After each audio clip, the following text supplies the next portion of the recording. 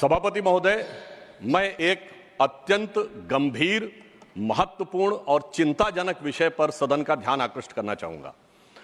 जब से भारत श्री नरेंद्र मोदी जी के नेतृत्व में एक उभरती हुई सामरिक, आर्थिक और कूटनीतिक शक्ति बनकर उभरा है, तब से यह बहुत सहज रूप से देखा जाने लगा है, विशेषकर विगत 3 वर्षों से, जब से भारत को विकसित भारत बनाने का लक्ष्य रखा गया है, कि विदेश की बहुत सी ऐसी गतिविधियां हैं जो भारत की व्यवस्था के आर्थिक पक्ष, भारत की व्यवस्था के नैतिक पक्ष, सामाजिक पक्ष पर आक्रमण कर रही हैं। इस संदर्भ में एक रीसेंट जानकारी आई है जिसे हम कह सकते हैं organised crime and corruption reporting project.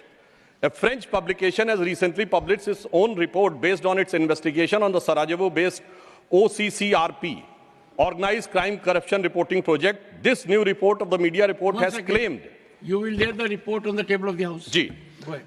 And इस रिपोर्ट के अनुसार ये कहा गया है कि इस प्रोजेक्ट को फॉरेन गवर्नमेंट्स की फंडिंग है और उसका फोकस इंडिया के ऊपर भी है, और इस फॉरेन गवर्नमेंट की फंडिंग के साथ साथ जॉर्ज सोरोस के साथ भी इनका कनेक्शन है। अब ये केवल हम एक रिपोर्ट के आधार पर नहीं कह रहे हैं सभापति महोदय, मैं सदन का ध्यान आकृष्ट करना चाहूंगा कि विगत 3 वर्षों से ये क्या एक संयोग है कि जिस समय भारत की संसद का सत्र चलता है, मैं सिर्फ एक संयोग बता रहा हूं, भारतीय फार्मर्स के बारे में रिपोर्ट आती है 3 फरवरी 2021, बजट सत्र है 29 जनवरी 2021। पेगासस रिपोर्ट आती है 18 जुलाई 2021, मानसून सत्र है 19 जुलाई 2021। उसके बाद 31 जनवरी 2023 से भारत की संसद का बजट सत्र शुरू होता है और 24 जनवरी 2023 को हिंडनबर्ग रिपोर्ट आती है। जनवरी 2023 में भारत की संसद का सत्र शुरू होता है और 17 जनवरी 2023 को बीबीसी की डॉक्यूमेंट्री आती है, इंडिया द मोदी क्वेश्चन। और गंभीर महत्वपूर्ण बात है, 20 जुलाई 2023 को भारत की संसद का सत्र शुरू होता है और मणिपुर वायलेंस का वीडियो 19 जुलाई 2023, ठीक एक दिन पहले जारी होता है। पूरे सीक्वेंस में अगर हम चलें तो महोदय मैं याद दिलाना चाहूंगा कि 10 मई 2024 को कोविड वैक्सीन के बारे में एक रिपोर्ट छपती है, जिस समय भारत का चुनाव प्रचार अपने पूर्ण उसके ऊपर था। फिर अभी वर्तमान सत्र हम बताना चाहते हैं कि मानसून सत्र 22 जुलाई से 9 अगस्त के बीच में शुरू होता है और 10 अगस्त को हिंडनबर्ग की रिपोर्ट आती है। वर्तमान सत्र 25 नवंबर से प्रारंभ होता है और 20 नवंबर को अमेरिकन कोर्ट के एक अटॉर्नी की रिपोर्ट आती है एक बिजनेस हाउस के संदर्भ में। मैं सिर्फ देश के सामने बात रखना चाहता हूं।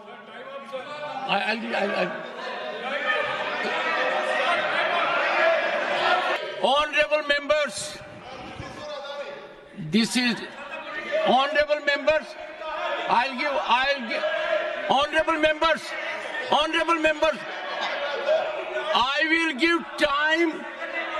give time because listen to me.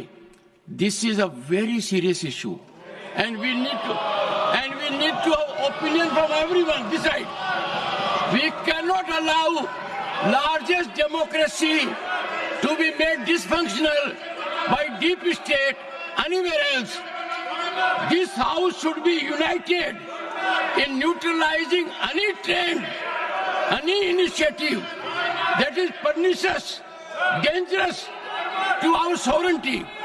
I allow Sudhanshu Trivedi to continue. मैं सिर्फ यह बताना चाहता हूं कि विगत चुनाव भारत के राजनीतिक इतिहास के एकमात्र चुनाव थे जब विदेश में कोई रिपोर्ट नहीं, मैं विपक्ष के सदस्यों से कहना चाहता हूं, रिपोर्ट नहीं, भारत के इतिहास का एकमात्र चुनाव था जब विदेश की एक गवर्नमेंट ने, रशियन गवर्नमेंट ने ऑफिशियल स्टेटमेंट दिया कि भारत के चुनावों में विदेशी हस्तक्षेप हो रहा है। ऐसा भारत के इतिहास में कभी नहीं हुआ और इसके बाद दूसरी सरकार के द्वारा उसका खंडन किया गया। महोदय, मैं अपने विपक्ष के साथियों से पूछना चाहता हूं कि ये जान के हो रहा है या अनजाने में? अगर अनजाने में हो रहा है तो ईमानदारी से आइए और खुलकर चर्चा करिए। यदि जान के हो रहा है तो मैं अनुरोध करना चाहूंगा कि इसके ऊपर गहन जांच होनी चाहिए, क्योंकि निरंतर सभापति महोदय, मैंने कोई घटना कोट नहीं की है, मैंने केवल एक रिपोर्ट कोट नहीं की है, मैंने 3 वर्षों का सीक्वेंस दिया है और जो सदन में बैठा हुआ हर व्यक्ति इसके साथ अपने साथ बिल्कुल साफ साफ उसे देख सकता है।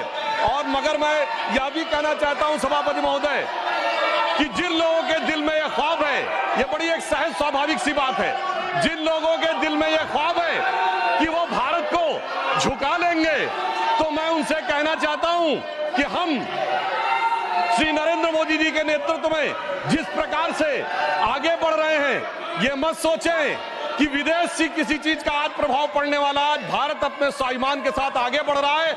मैं उन लोगों के लिए कहना चाहूंगा, सर, जो विदेश में जाकर यह विचार करते हैं, जो कहते हैं डिफेंडर्स ऑफ डेमोक्रेसी यहां क्यों नहीं कर रहे हैं? सर, डिफेंडर्स ऑफ डेमोक्रेसी जिनको कहते थे वो प्रधानमंत्री जी की तारीफ कर रहे हैं। इसलिए मैं कहना चाहूंगा, विदेश का लाभ लेकर, विदेश की छांव लेकर जो भारत में हो रहा है, उनके लिए एक पंक्ति कहना चाहूंगा कि अपने वतन पर सदियों तक है रही हुकूमत गैरों की, लेकिन कुछ चेहरों पर अब तक धूल है उनके पैरों की।